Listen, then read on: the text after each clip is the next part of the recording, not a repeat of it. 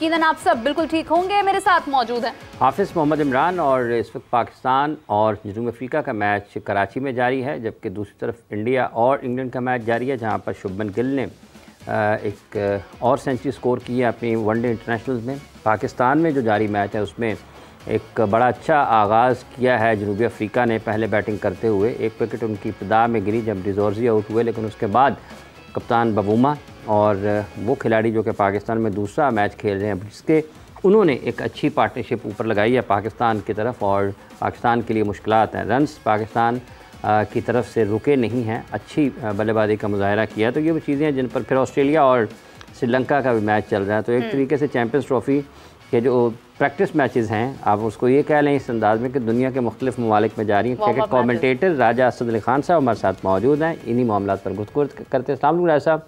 वालेकुम सलाम हाफिज़ साहब। वालेकुम सलाम। कैसे हैं राजा? अल्लाह का शुक्र है, बिल्कुल। कैसे हैं राजा साहब? क्या हालात है? क्या अच्छे बन गए स्टेडियम सारे पाकिस्तान के? बड़ी खुशी की बात है।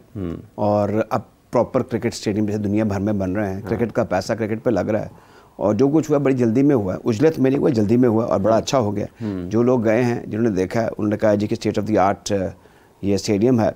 और क्योंकि हेडक्वार्टर है, फिर Lahore being a very old cricketing city, इसका अच्छा स्टेडियम होना बड़ा ज़रूरी था। तो ये सब कुछ देखकर बड़ा अच्छा लग रहा है कि अच्छी एम्बियंस है, अच्छा माहौल है।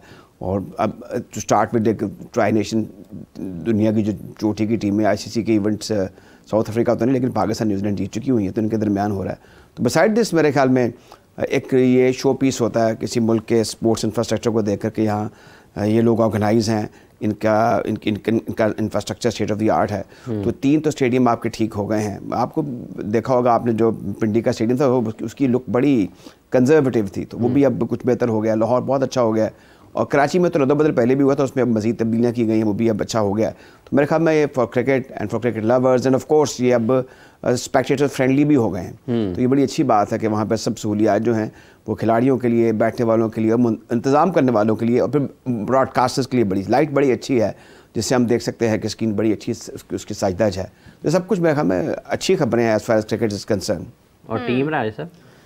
टीम देखें, ना बैटिंग चल रही है, ना बॉलिंग चल रही है, ना कप्तानी चल रही है, ना स्पिन चल रही है, ना फास्ट चल रही है, एक्सक्लूसिवली बॉलिंग की बात करें। और ये एक अच्छा पाकिस्तान के लिए आगाज़ हो सकता था, बावजूद उसके कि हमने साउथ अफ्रीका को बड़े एक मार्जिन से हराया 50 ओवर्स के एनकाउंटर में रिसेंटली। लेकिन जो अब इस वक्त परफॉर्मेंस है न्यूजीलैंड के अगेंस्ट, अब ये भी लग रहा है क्योंकि हमें अब जब जैसी कोई टीम अच्छा परफॉर्म पाकिस्तान के ख़िलाफ़ करती है, हम ये नहीं समझते कि ये पाकिस्तान भी काउंटर अटैक कर सकता है। हम ये सोचते रहते हैं, हमें ये खर्चा होता है कि पाकिस्तान फिर कहीं हार ना जाए, पाकिस्तान हार जाएगा। तो ये अब एक डिस्ट्रस्ट है टीम पर भी, इनकी बैटिंग ऑर्डर पर खास तौर पर। जो 50 ओवर का कह रहा है, इवन 20 का भी, इट्स ऑल अबाउट रन्स हो नहीं रहे। बाबर आजम रन्स नहीं कर रहे, वो 50 किए कुछ 3-4, उसको 100 में नहीं बदल सके।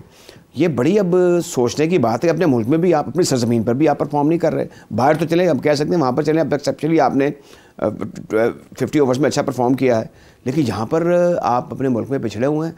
और ये जो टेस्टिंग टाइम था, जिसका भी आपने पार्टी जिक्र भी किया कि चले ये एक हमें एक्सपोजर मिल जाएगा अपने लड़कों को देखने का, और ये मानना पड़ेगा बावजूद उसके 2-3 एक्सेप्शंस के कि टीम आपकी बेस्ट अवेलेबल टीम है हाफिज़ साहब। और इसमें बड़ा ज़रूरी था कि ये लड़के डिलीवर करते। हमारे लिए अपने मुल्क के अंदर अच्छा परफॉर्म ना करना सुहाने रूह है। तो मेरे ख्याल में अब इस पर अगर कोई रद्द-बदल हो सकता है, नहीं आप बता सकते हैं कि मुझे लगता है कि 11 की रात या 12 वज़ लास्ट अगर आपको रद्द-बदल करना चाहते हैं। फिटनेस के इश्यूज़ भी चल रहे हैं। देखिए आपके एक बैट्समैन और एक बॉलर के आगे भी हारिस रऊफ के बारे में भी क्वेश्चन मार्क है। तो ये ऐसी चीज़ें हैं मेरे ख्याल में जो कि सही डायरेक्शन में नहीं, इनको सही डायरेक्शन में होना चाहिए था।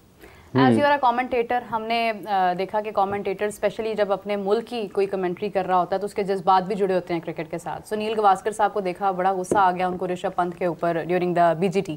लेकिन अभी अगर इस वक्त आप कमेंट्री कर रहे होते और यहाँ पर हमारे बॉलर्स चौके और छक्के खाते चले जा रहे होते, 1 विकेट के बाद हमने ऑलमोस्ट सेंचुरी बनवाने के करीब थे हम लोग, बबूमा आउट हुए, लेकिन इस सिचुएशन में अगर आप कमेंट्री कर रहे होते, कैसे जज्बात को कंट्रोल करते?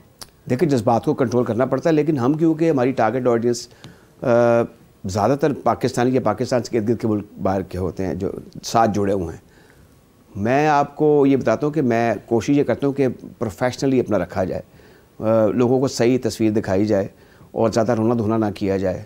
गावस्कर उसकी ग्रेटनेस है तो डिनाई नहीं कर सकता। वो one of the all time जो ग्लोबल एसेट है क्रिकेटर का, उनमें से एक है। जब उन्होंने स्टूपिड कहा, बेवकूफ़ कहा, अहमक कहा अपने प्लेयर्स को, बात उनकी ठीक थी।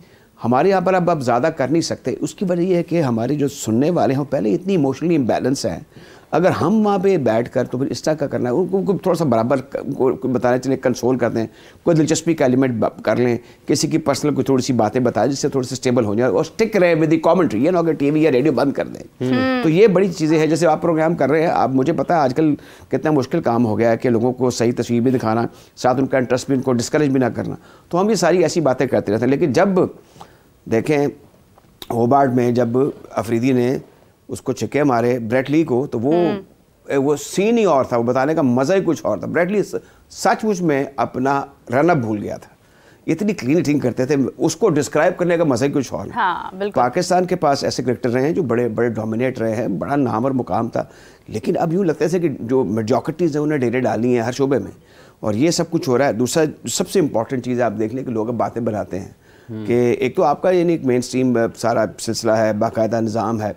कुछ लोग जो खुद से बातें करते हैं सोशल मीडिया में, वो क्वेश्चन मार्क अबाउट सिलेक्शन लगा देते हैं कि यहाँ पे ऐसा नहीं होना चाहिए। इन हालात में मेरे ख्याल में जो फिर हर चीज़ डिस्कस होती है, जो टॉप क्रिकेटर्स हैं वो टेक्निक डिस्कस करते हैं, बॉलर के बारे में बात करें कि क्रीज का इस्तेमाल सही है या नहीं है, हाउ फिट ही इज़ और how fit he is not.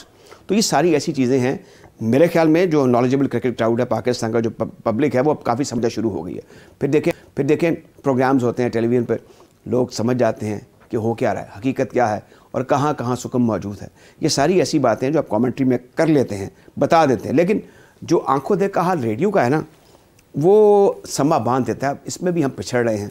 कुछ हमारे बड़े अच्छे सीनियर कोलीग्स थे, चिश्ती एंड इफ्ती, उनकी डिस्क्रिप्शन और तरह की होती थी। उमर कुरैशी साहब के साथ मुझे कमेंट्री थोड़ी सी करने का मौका मिला है, वो और ही लेवल था। अब उसमें भी हम, मुझे लगता है कि उसमें इदरीस साहब जो थे, अब वो ये इन्होंने इदरीस साहब का जिक्र किया है, वो फैसलाबाद से थे। यार आई टेल यू, अगर आप उनको मिलती तो आप हैरान। सबसे पहले तो उन्होंने आपको बहुत अच्छा सा खाना खिलाना था और फैसलाबाद में। और इदरीस साहब की जो बात जुमले थे वो ज़रबुल मिसल थे। ये मंजूर इलाही हैं, ये भी जानते हैं, ये इनका ताल्लुक साहिवाल से है, जहाँ की जो भैंसें हैं उनका दूध जो है उसको शोहरत हासिल है, और वो सब जानते हैं, वहाँ के रहने वाले हैं। और जब ये छक्का लगाते हैं तो बाउंड्री छोटी हो जाती है। इस किस्म की चुटकुले वो छोड़ते हैं। और बड़े वाक़यात उनके ऐसे हैं कि आदमी हैरान रह जाता है कि वो कैसी कैसी बातें करते। बाज़ बात तो लोग हंस के लोटपोट हो जाते थे। हाँ। तो बहरहाल ये कलर क्रिएट करने वाले लोग हैं, ये पेंटर्स हैं, और ये नक्काशी जो करते हैं या तस्वीर कशी करते हैं, वो स्टेट ऑफ द आर्ट होती है। बहरहाल हमें ग्राउंड के अंदर आना पड़ता है, बताना पड़ता है, और बताना ये भी पड़ता है कि हमें जो सुनने वाला है हमें कुछ आता है। ये बड़ा ज़रूरी है। बिल्कुल सही बात है।